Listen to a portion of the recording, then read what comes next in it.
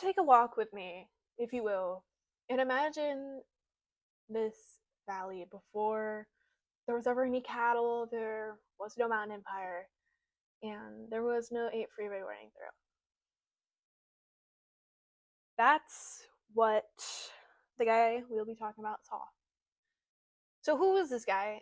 And why was he so important to our community that we decided to name a whole road after him?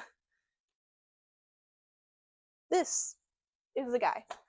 His name is Amos Buckman, and he was born in about 1820 in New England, of all places. He was not born here.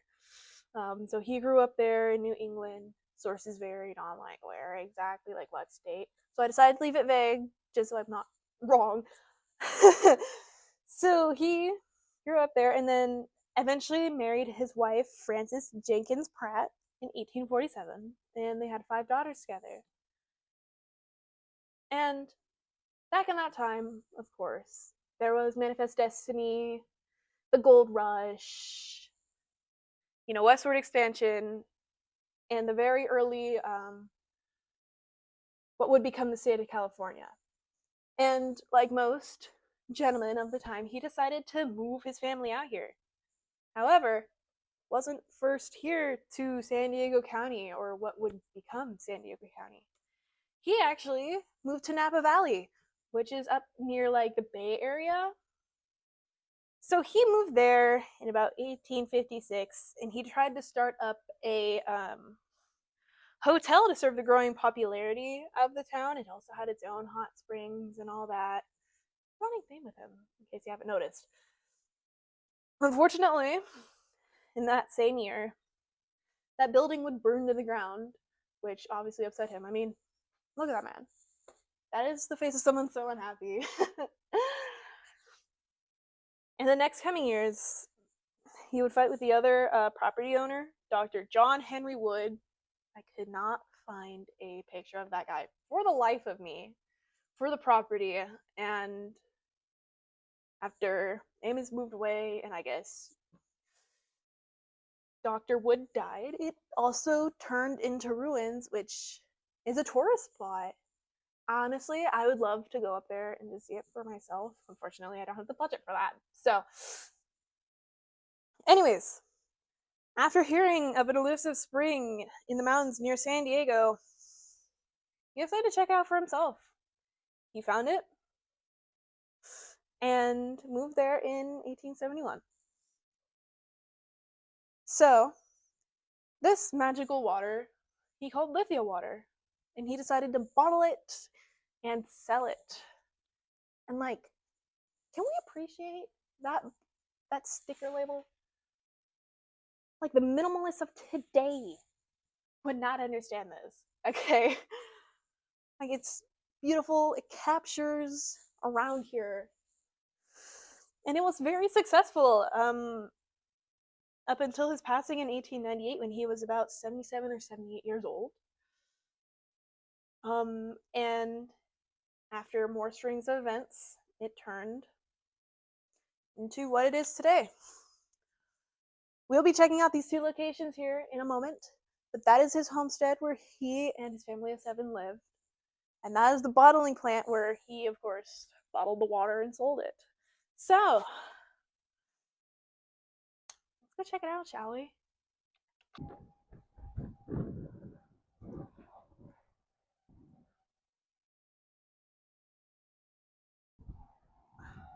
So, here we are. I'm sorry if the audio quality is not the best.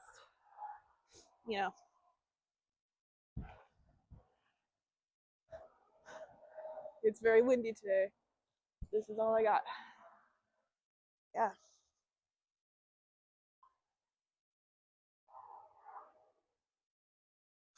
So here we got the homestead. It is fallen a lot more than when I was last here. So, like,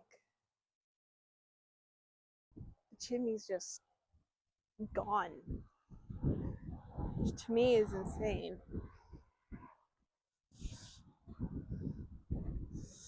And of course, graffiti artists.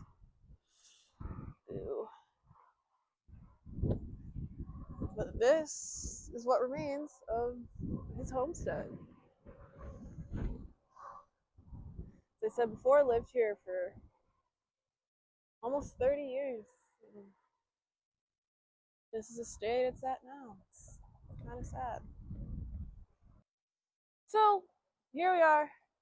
We're in the bottling plant. And yes, people, I changed clothes because this is a different day and I'm not disgusting.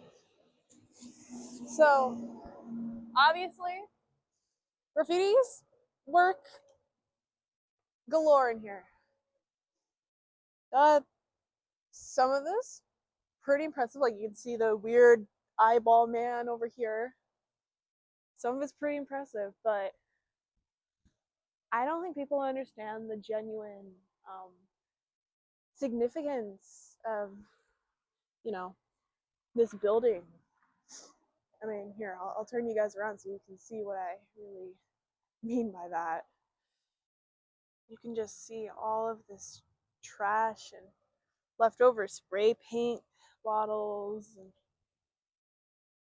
takeout containers and all this other stuff. This isn't right. If you are to like go exploring here, it's like I personally do. I personally like recommend come out here, see what it's like. But please take what you bring in back out, please. 'Cause, like, this is disgusting. But yeah. I'll probably throw up a picture on screen of the inside because I have seen photos of the inside and it doesn't, standing in here now, it doesn't seem that big. Like as big as that. So, oh my gosh.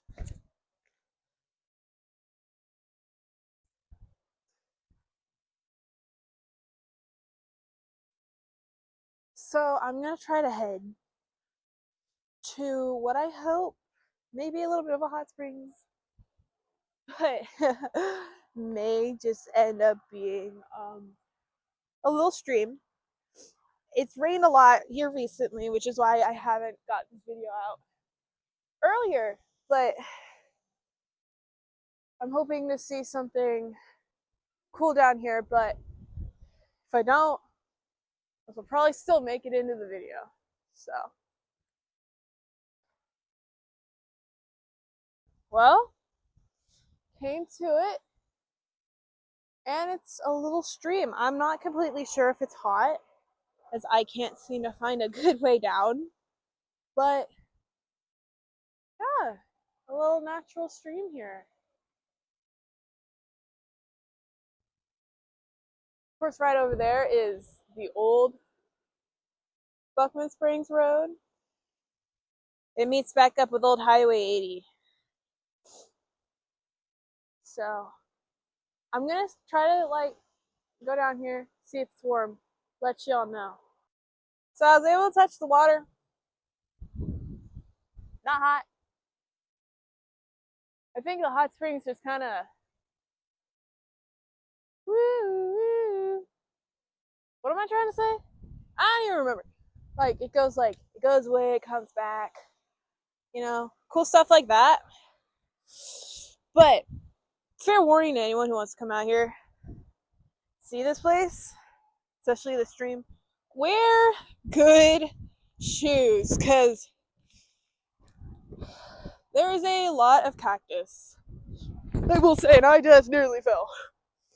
A lot of cactus, a lot of stuff you need to hike for. So, yeah. This is crazy for me to be doing, in all honesty. Because, I'm not supposed to be, educational, but, I already did all that. So, you know what? Y'all are just going to get Yappertonville right now. Like I am. Like let me just say this in like I am Yapperville mayor and president and king. So yeah. um yeah. I hope y'all enjoyed today's video. It's like I enjoyed sharing with you guys and exploring, getting stuck on the way to the grave, which was like the main part that I wanted to show y'all. But like we don't talk about that. So I hope y'all enjoyed this little journey with me. And if you did, please share, please like, please subscribe. And I hope y'all have a great rest of your day, evening, night, whatever it is when you're watching this. Love y'all.